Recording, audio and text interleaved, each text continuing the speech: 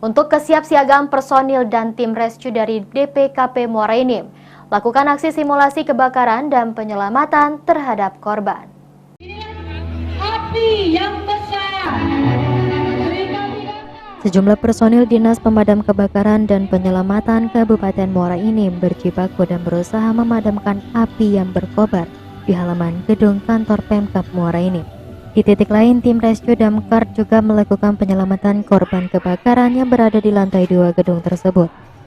Setelah beberapa waktu, puluhan personil berhasil memadamkan api dan menyelamatkan korban yang terjebak di dalam gedung. Aksi ini merupakan adegan simulasi dalam kesiapan dan siagaan personil DPKP Muara Enim dalam penanganan musibah kebakaran.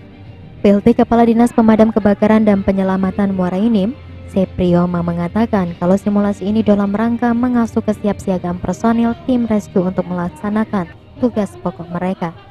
Selain kesiagaan personil, peralatan dan kemampuan juga harus siap saat menghadapi kebakaran secara mendadak.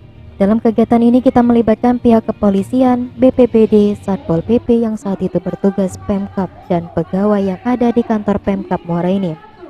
Keterlibatan pegawai ini berguna bagi mereka yang disimulasikan sebagai korban untuk bisa menyelamatkan diri, bahkan agar bisa membantu orang lain saat berada di situasi yang sebenarnya.